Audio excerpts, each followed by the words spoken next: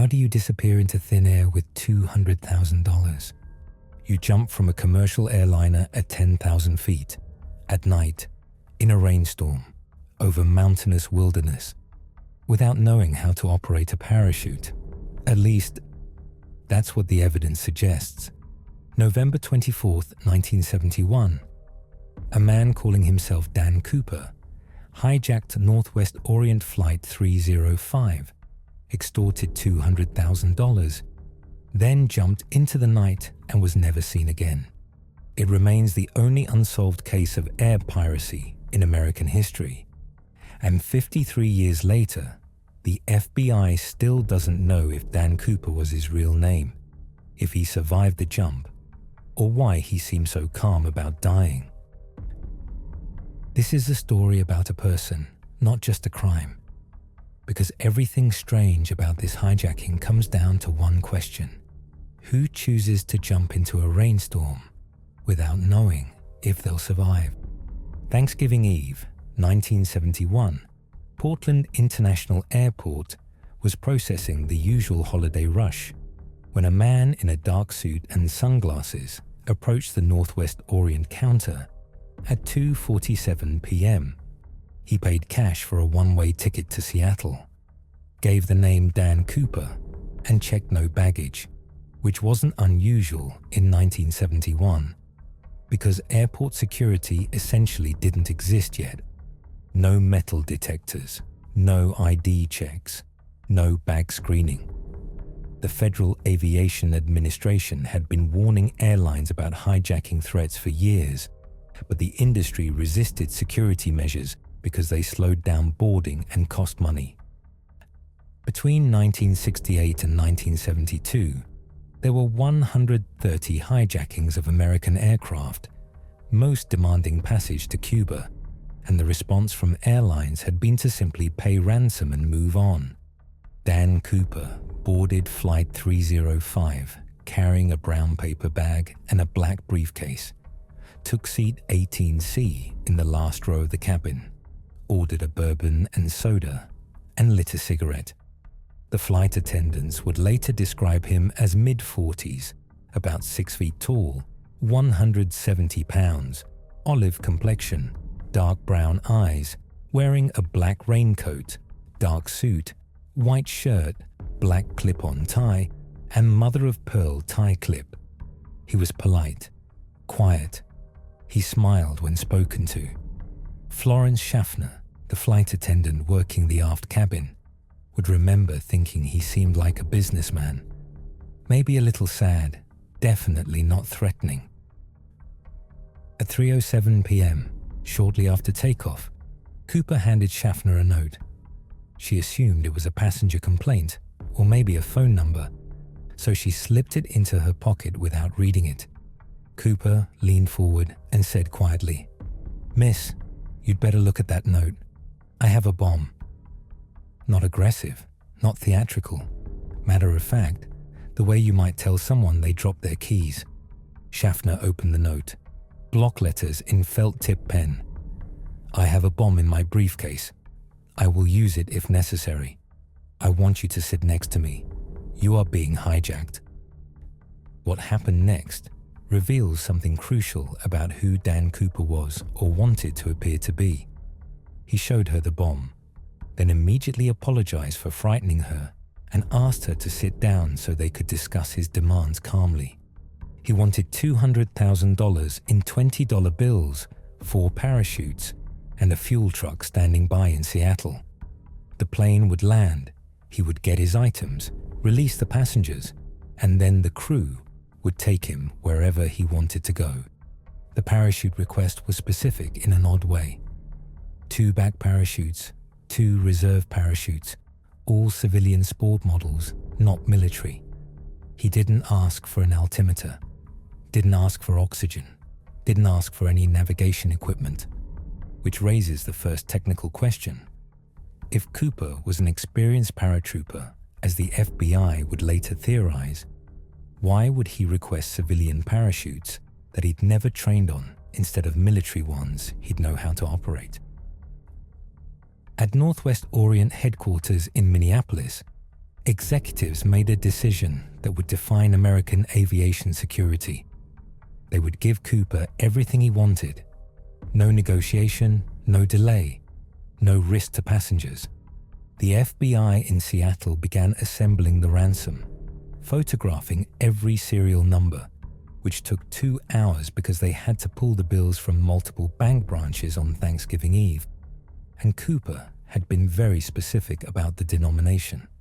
For 2 hours and 43 minutes, Flight 305 circled above Seattle-Tacoma International Airport, while Cooper sat in seat 18C, smoking cigarettes, drinking bourbon, and making small talk with Schaffner about his life in the Midwest. He told her he had a grudge, but didn't specify against whom. He said he didn't have the guts to do this again. He seemed lonely, Schaffner would later tell investigators, like someone who knew he wasn't coming back from whatever he was about to do. The Boeing 727 that Cooper chose had a feature unique among commercial jets at the time: aft stairs that could be lowered in flight.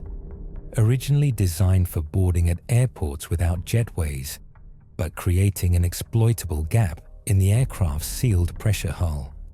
Boeing engineers had discussed installing a locking mechanism that would prevent the stairs from deploying above a certain altitude, but the modification was expensive and the airlines saw no reason to implement it because hijackers wanted to land safely, not jump to their deaths.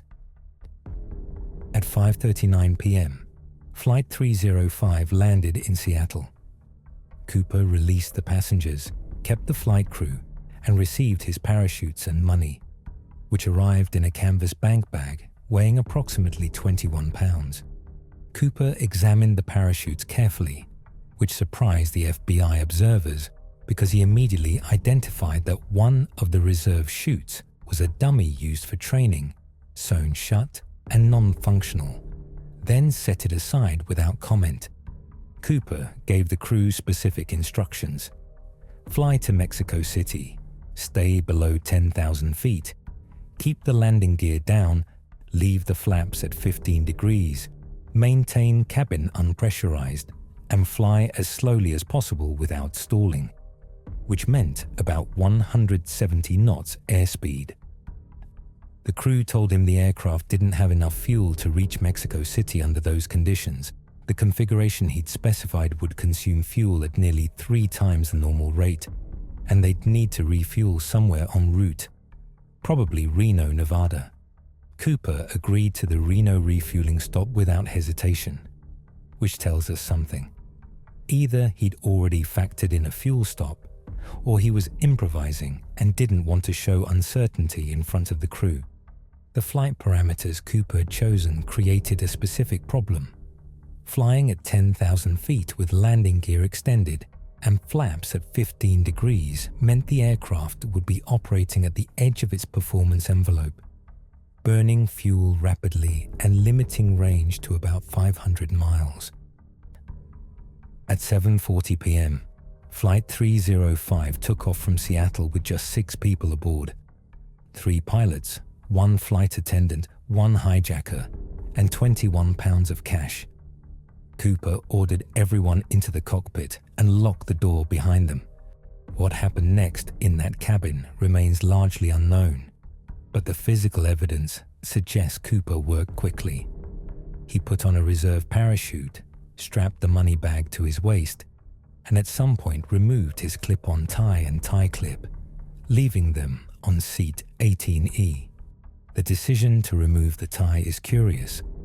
It suggests he was thinking about aerodynamics and safety, preparing for a high-speed jump, which implies some level of planning, yet he kept his street shoes and business suit, which would be terrible choices for a parachute landing.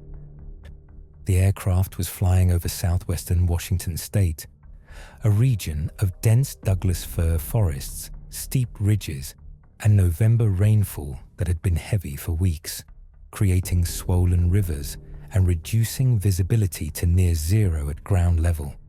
Wind speed at 10,000 feet that night was approximately 90 miles per hour. Air temperature was 7 degrees below zero Fahrenheit, and the aircraft was traveling at 170 knots, which meant Cooper would be hitting wind blast equivalent to 200 miles per hour. Cooper had chosen a back parachute designed for sport jumping, which typically deploys at 3,000 feet after a stable freefall, but he'd also taken a reserve chute and cut open the dummy training chute, possibly to use the cords to secure the money bag. At 8:13 p.m., the crew felt a pressure change in the cabin. The aft staircase had been activated. 2 minutes later, the aircraft's tail section pitched upward suddenly, a movement that happens when approximately 180 pounds of weight exits the rear of the fuselage. Cooper jumped into darkness somewhere over the Cascade Range, likely near the Lewis River in southwestern Washington, though the exact location remains debated because the crew couldn't see him exit, and the aircraft's precise position at 8:15 p.m. involved some uncertainty. The timing of the jump raises questions about Cooper's planning. He jumped well before reaching the relative safety of lower terrain near Portland, suggesting either he had specific knowledge about this location, or he made an impulsive decision, or the conditions inside the aircraft had become unbearable. Flight 305 landed in Reno at 10:15 p.m., with the aft stairs still extended, carrying evidence that would consume the FBI for decades. The tie clip, the cut parachute, 8 cigarette butts, and Cooper's boarding pass with partial fingerprints. By dawn on November the 25th, 300 soldiers from Fort Lewis, sheriff's deputies, and FBI agents were searching the forests southwest of Ariel, Washington, focusing on the area where Air Force tracking data suggested Cooper had exited the aircraft. The search area covered approximately 28 square miles of wilderness, much of it accessible only by foot, with terrain ranging from dense forest to steep ravines to logging roads that might have provided escape routes if Cooper had survived the landing. They found nothing. No parachute, no money, no body. No disturbance in the forest canopy that would indicate a landing. It was as if Cooper had simply dissolved into the November rain. Which brings us to the question that has defined this case. Did Dan Cooper survive? The FBI's initial assessment was unequivocal. He couldn't have. The jump conditions alone would have killed him. Consider the obstacles. Cooper jumped at night without night vision equipment, into a rainstorm without weather-appropriate clothing, with a parachute he may not have known how to operate, carrying 21 pounds that would affect his center of gravity during deployment.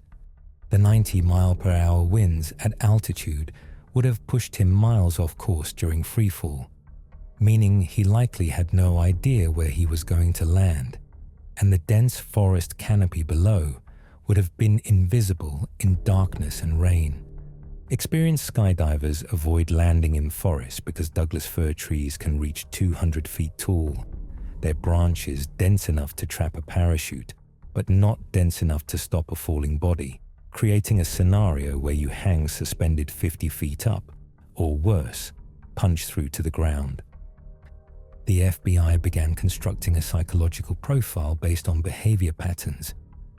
Cooper was likely between 40 and 50 years old, white male, possibly with military experience given his comfort with parachutes, no criminal record given his lack of caution about fingerprints. But the profile had problems. An experienced military paratrooper would have requested military parachutes, would have worn appropriate clothing, would have asked for an altimeter and oxygen, and probably wouldn't have jumped at 10,000 feet over mountains at night. Some investigators began suggesting Cooper might have been an amateur, someone who'd read about parachuting but never actually done it, which would explain the equipment choices, the inappropriate clothing, and the decision to jump in conditions that would terrify experienced skydivers. Cooper had told Florence Schaffner he had a grudge, which suggested personal motivation rather than pure financial need, and his comment about not having the guts to do it again implied this was a one-time act, possibly suicidal in nature. In the weeks after the hijacking, the FBI received over 800 tips identifying possible suspects, ranging from disgruntled airline employees to recently divorced men to military veterans with parachute training, and each lead required investigation. Over the decades, several suspects emerged as particularly compelling. Richard Floyd McCoy Jr., who pulled an almost identical hijacking 4 months later, Kenneth Christensen, a Northwest Orient employee with parachute experience, and Robert Rackstraw, a veteran with extensive criminal history. McCoy's case was eerily similar. He hijacked a flight, demanded money and parachutes, jumped over Utah and survived, then was caught within days because he'd left fingerprints everywhere. But the FBI eventually cleared him because his physical description didn't match Cooper's, and he had an alibi. Every suspect investigation ended the same way. Close but not quite, plausible but not provable. And the physical evidence from the aircraft, fingerprints, saliva on cigarette butts, fabric fibers, never matched any known person in the FBI database.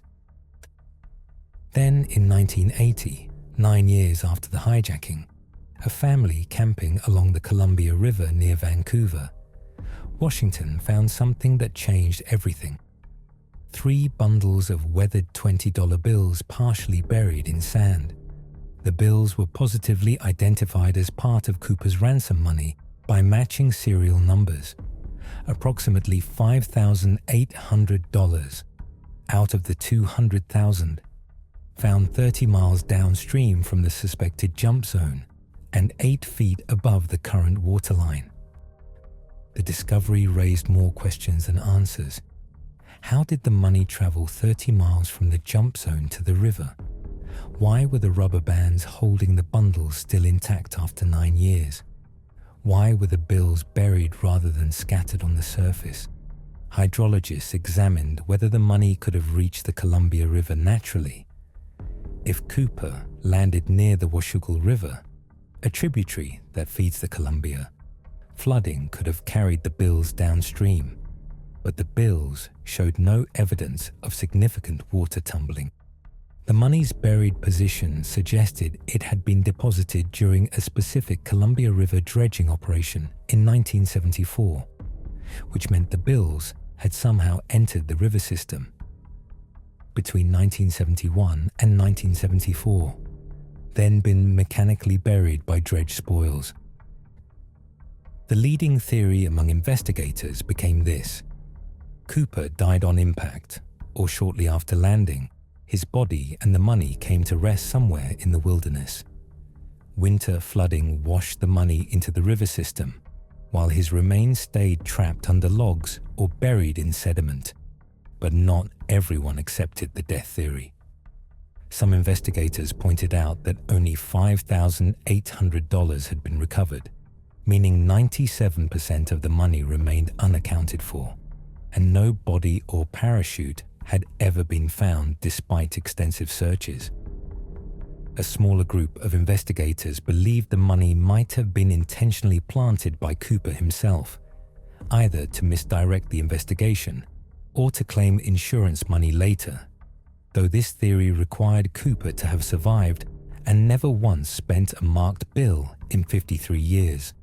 In 2001, the FBI finally analyzed the clip-on tie using modern forensic techniques and found particles that would reshape the investigation.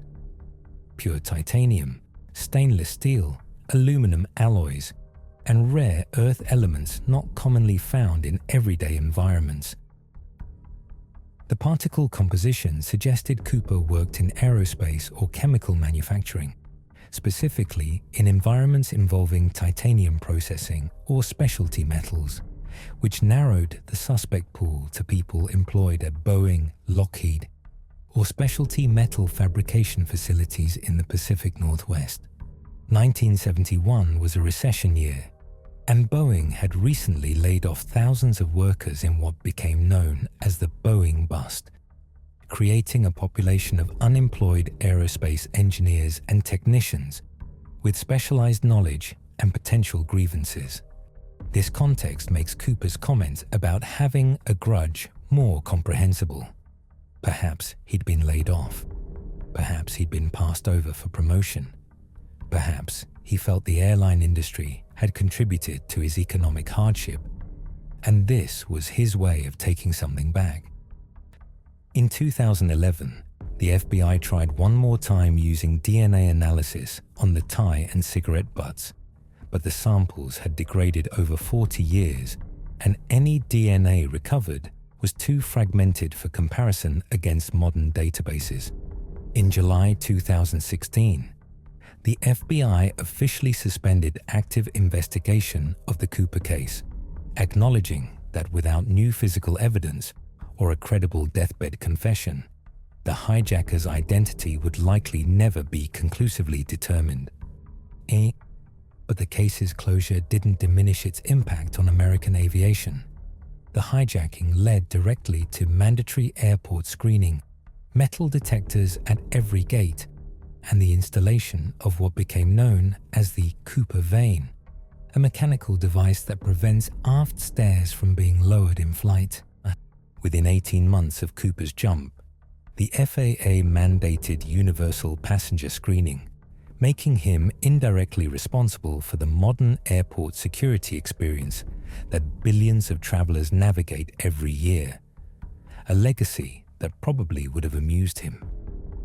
The Cooper case endures not because of what he stole. $200,000 is relatively modest by modern standards, but because of what he represents, the possibility of pulling off the impossible, of vanishing completely, of beating a system that seems unbeatable. But what makes the story truly compelling isn't the technical mystery of how he disappeared. It's the psychological mystery of who would choose this particular form of escape.